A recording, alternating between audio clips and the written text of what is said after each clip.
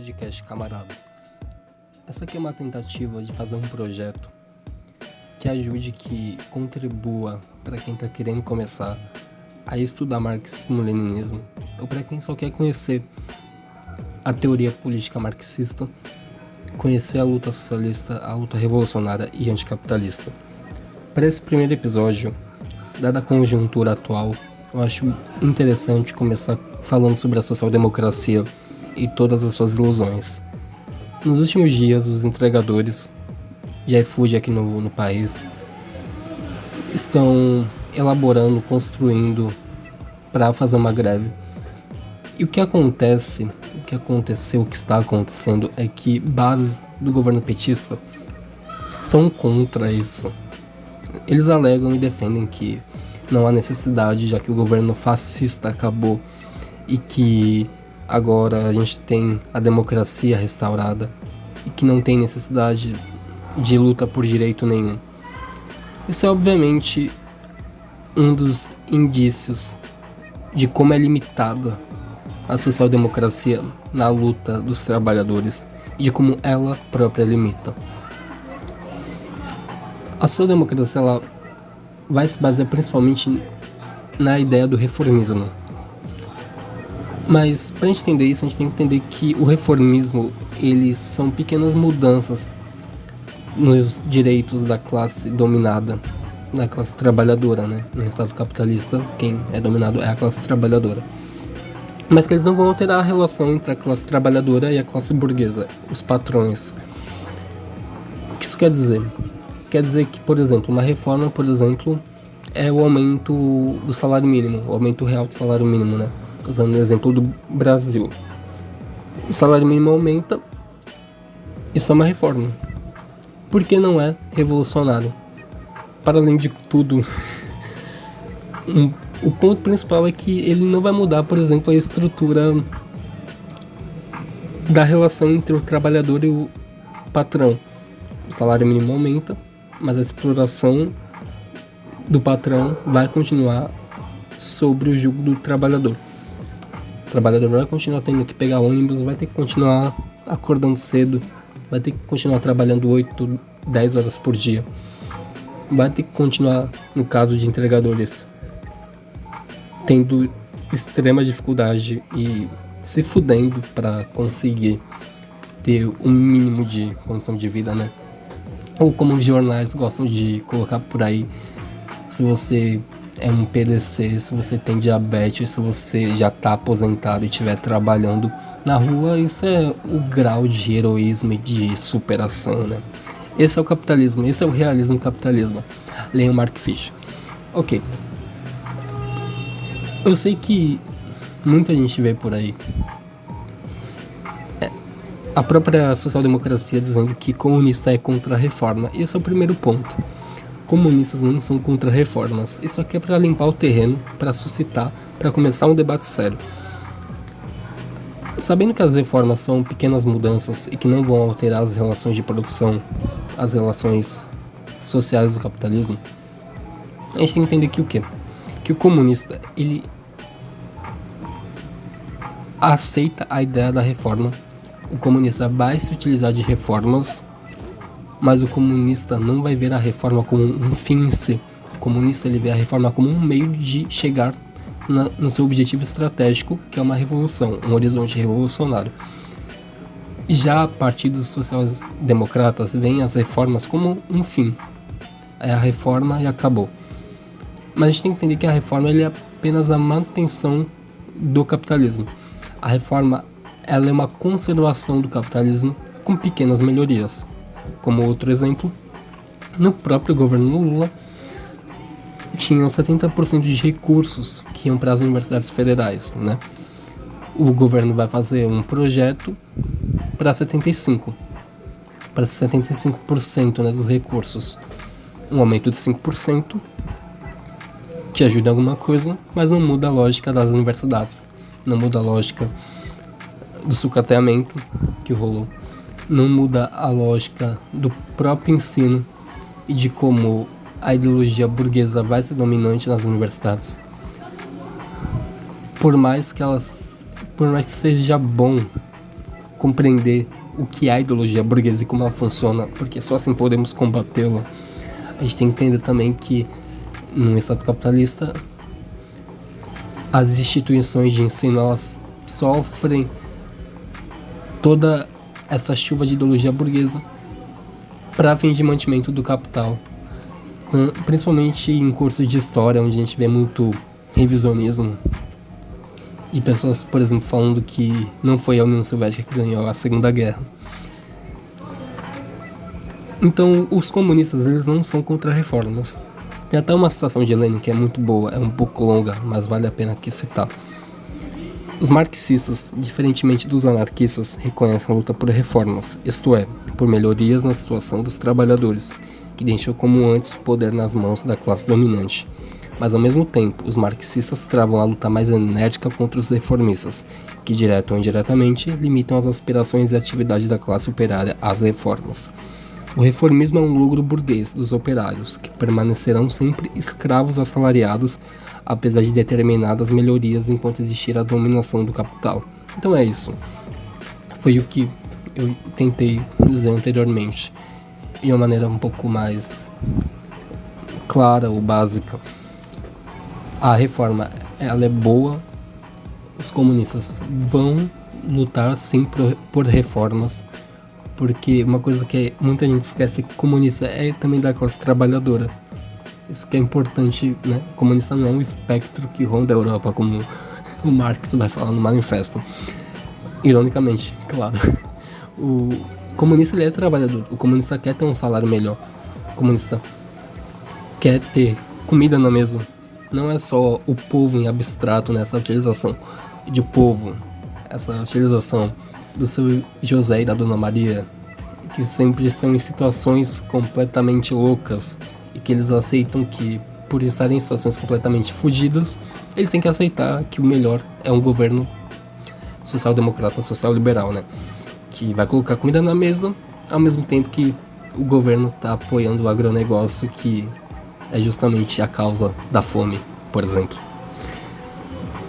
Então, é isso que a gente tem que entender, cara.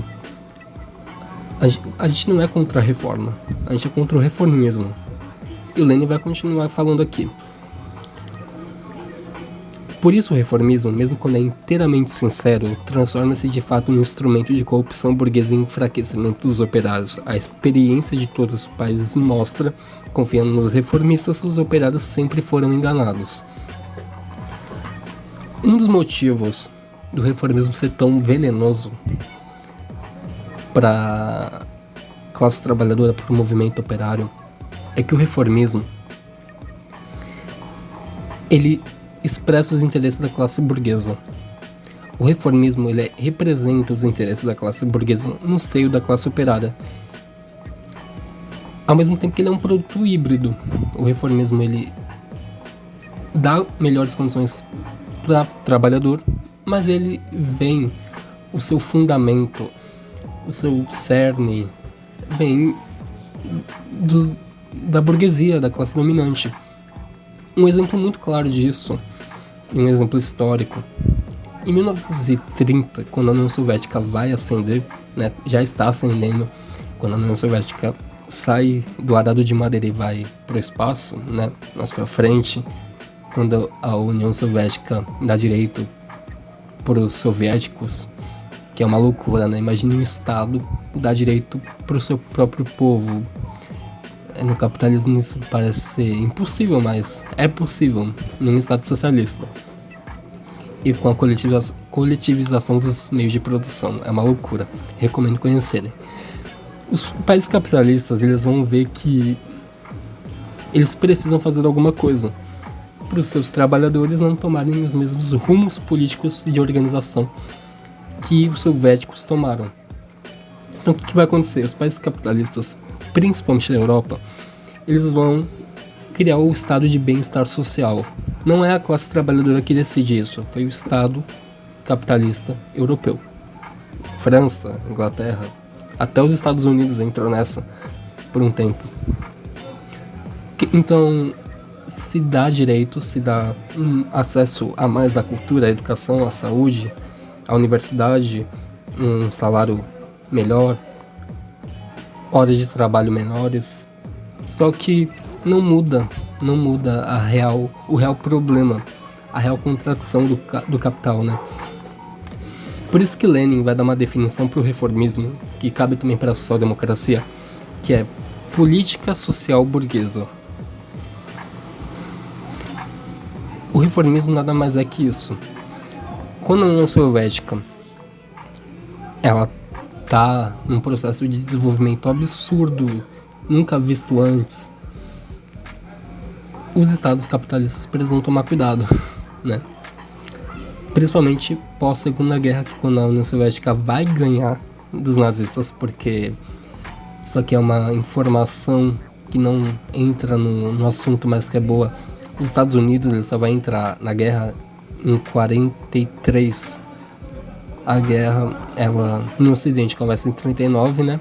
Já estava acontecendo antes em outros países do Oriente, mas, né? Foda-se o Oriente segundo alguns, o que importa é só o Ocidente. Os Estados Unidos só vai entrar muito tarde na guerra, assim como outros países da Europa, que se diziam aliados, né? Mas enfim, qualquer organização marxista tem que rejeitar as suas políticas por uma substituição de política liberal, por uma política social burguesa. Porque tem um ponto da social-democracia que é muito importante a gente falar, que a social-democracia ela vai negar a revolução e sempre que possível, para evitar a revolução, ela vai abraçar o fascismo. Tem uma situação do João Amazonas, que é um marxista, que é muito boa. Ele vai falar que o Hitler ele vai chegar a dominar o Reich graças à covardia da social-democracia alemã, que preferiu o Cruz Gamada à frente única com os comunistas. O tirano da Cruz Gamada, no caso, né? Então, a social-democracia ela vai preferir qualquer coisa do que se juntar com o comunista para combater o nazifascismo, né? Que é uma ideologia, antes de tudo, criminosa. No livro do Antidimitrov, ele vai falar que, para a social-democracia, a questão do mal menor põe-se não como escolha entre democracia ou fascismo, mas como a escolha entre fascismo ou revolução proletária. A social-democracia escolhe a ditadura fascista como mal menor face à ditadura do proletariado. Então é isso. A social-democracia ela vai preferir um governo fascista do que um governo proletário, do que um Estado proletário, para ser mais exato. Aqui no Brasil acontece um fenômeno sobre tentar compreender a ascensão do Bolsonaro. Mas antes de tentar compreender a ascensão do Bolsonaro hoje, que muita gente já tentou, fala sobre ele participar de programas de TV, sobre isso e aquilo, sobre ele estar no Estado há muito tempo, né? Tá ali nas instituições há muito tempo sendo deputado. É bom entender por que ele ficou os 4 anos. Eu acho que isso é o mais problemático, porque a gente tem que entender que o quê? Fascista, numa dinâmica capitalista, nas instituições capitalistas, sempre vai existir. Ponto. O fascismo está adormecido no capitalismo. Mas o problema real é o porquê ele dura e se mantém. No Brasil, em 2021 e 2022, principalmente em 2021, rolaram atos fora Bolsonaro, puxados por diversas organizações de esquerda, sociais-democratas e radicais. Mas não surtiu efeito. Por quê? Porque não era de interesse dos partidos social-democratas, que são hoje os partidos que têm a dominância política na esquerda, tirar o Bolsonaro. A sua democracia, ela depende do que o capitalismo oferece, que no caso são as eleições burguesas. É isso que sustenta ela. Então, o que a gente viu foi atos esvaziando. E mesmo que se diga que eles eram maioria nos atos e tudo mais, que eles enchiam os atos, Isso não significa que teve resultado qualitativo. Quantidade não é qualidade. Como se sabe, a Dilma caiu e a base petista não teve força para evitar o golpe, porque não existe mobilização nos governos petistas anteriores. Teve uma base gigante, uma base popular gigante, mas não teve resultado, porque não teve organização, não teve consciência política. Esse é o mal da social-democracia, né? Ela desmobiliza. Mas voltando sobre a social-democracia ser o cachorrinho de bolso do fascismo e do capitalismo também, né? O João Amazonas, ele vai dar uns exemplos aqui históricos perfeitos. O Partido Socialista da França, por exemplo, esteve no governo na época da guerra contra a Argélia. O Partido Trabalhista Inglês ocupou diversas vezes o posto de comando do Império Britânico, administrando a contento os interesses da comunidade imperialista inglesa. O Partido Social Democrata da Suécia conservou-se frente do governo durante cerca de 40 anos, contribuindo para as prosperidades do capitalismo. Na Itália, na Bélgica, na Noruega, na Holanda, na Dinamarca, também os partidos desse tipo ocuparam pastas ministeriais. Na Alemanha Ocidental, que conta atualmente com 1 milhão de desempregados, os sociais-democratas governam há bastante tempo, recorrendo frequentemente a métodos repressivos do tipo fascista. Todos eles aperfeiçoaram-se nas técnicas de gerir os negócios da burguesia. Nenhum liquidou a escravidão assalariada. Nenhum pôs termo às mazelas do capitalismo. Nenhum conduziu o proletariado ao socialismo científico, que eu colocaria aqui como socialismo real. Tem uma questão também que os partidos reformistas, eles sempre vão se enganar, vão se cegar, muitas vezes por oportunismo, muitas vezes por falta de teoria socialista. O Luiz Carlos Prestes costumava falar muito disso, um grande marxista do Brasil. Para mim, a maior figura política que esse país já teve. Que para muitos partidos de esquerda falta o marxismo, falta o socialismo científico, falta a ditadura do proletariado.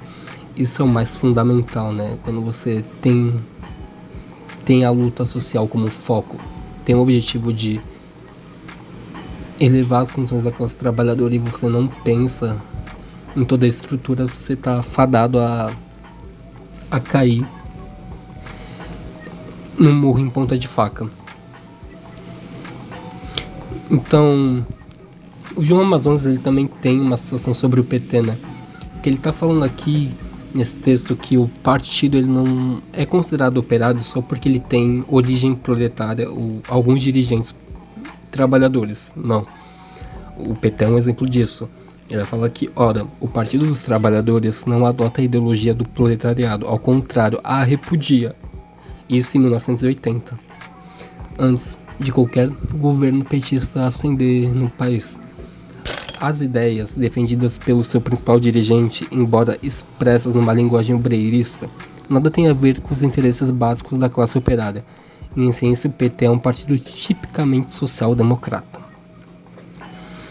E eu acho que um ponto aqui para a gente finalizar é entender que os comunistas, os marxistas, eles não podem em nenhum momento cair nas ilusões sociais-democratas, porque muitos partidos eles vão adotar frases marxistas, frases socialistas, sabe, para adquirir filiados, para adquirir força política, para trazer pessoas para o seu campo político. Mas ao mesmo tempo que eles trazem gente da esquerda radical, eles trazem gente da direita, né? O atual governo PT tem muito isso, né? Esse projeto, até na logo do governo federal, né? Que é sobre reunificação e união, é um dos princípios do reformismo e da social-democracia, que é a conciliação de classes, né? Que vai tentar a todo custo conciliar a classe, vai tentar a todo custo dar direito para o povo negro, mas ao mesmo tempo armar a polícia. é o partido que, ao mesmo tempo que vai dar comida pro povo, vai financiar o agronegócio. É ao mesmo tempo que o partido que vai falar sobre conscientização ambiental e vai dar financiamento pro agronegócio. Que vai falar sobre soberania nacional, mas não vai industrializar nada. Então essas contradições, elas são muito latentes. E quanto mais essa influência de reformista nos operários, mais fracos os operários vão se tornar. Mais fracos a gente vai ficar na luta, tá ligado? Não tem muito jeito. O jeito mesmo é o socialismo. É a conscientização da classe para uma luta revolucionária. E é isso que a gente está buscando aqui. Evitar que, de novo, a classe seja desmobilizada. Os partidos comunistas hoje têm uma tarefa que eu considero fundamental, que é não se enquadrar em quadros políticos social-democrata. Se possível, não conciliar com eles de maneira que abaixe sua linha política, não entrar em pastas e entrar em governo só para ter um falso ganho político, porque isso não ajuda. O que ajuda é a luta independente dos partidos comunistas no governo social-democrata. Já que estamos com facilidade hoje para se organizar num governo razoável,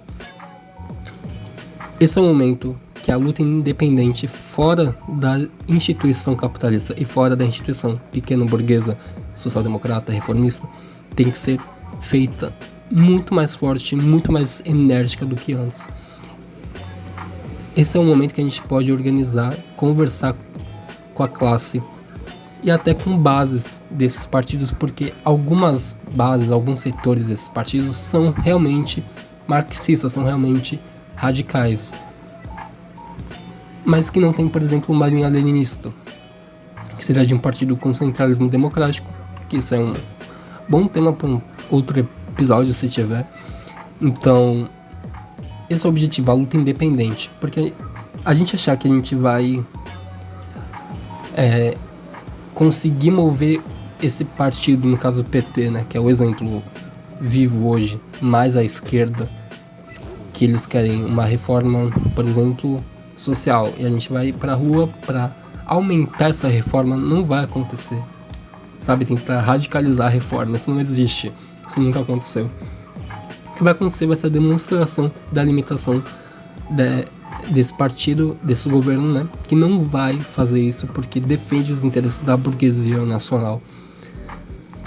Então a gente tem que entender que a luta, ela é independente. A luta não é sobre só deixar a reforma mais radical, não. A luta é construir um movimento que reivindique suas próprias reformas. Que a reforma não venha do partido, não venha de quem controla o Estado. A luta é de quem está na base, é do trabalhador, é do entregador. Por isso que a gente tem que estar fechado com os entregadores na greve. Por isso que a gente tem que apoiar e não criticar. Por isso que a gente tem que estar, se possível, junto. E, se possível, qualquer pessoa que esteja ouvindo, qualquer pessoa que tenha lido um parágrafo de Lenin, de Marx, de Mao, de quem quer que seja, se organizar. É a única alternativa viável para a gente superar o capitalismo, superar as contradições, superar o racismo, o machismo, a LGBTfobia. É o único jeito de dar autodeterminação para o nosso povo e para todos os outros povos. O único jeito de a gente conseguir sair da pré-história e alcançar a história da humanidade que ainda está por vir, se conseguirmos o socialismo. Então é isso, gente. Esse foi o primeiro episódio. Se possível, apoiem, ou se não quiserem apoiar, tudo bem. Isso aqui é só uma tentativa de fazer algo. Então é algo muito importante pessoalmente para mim, e eu espero que eu consiga manter, porque a gente não tem nada a perder a não ser nossos grilhões, né? Como diria Marx. Então é isso, gente. Tchau.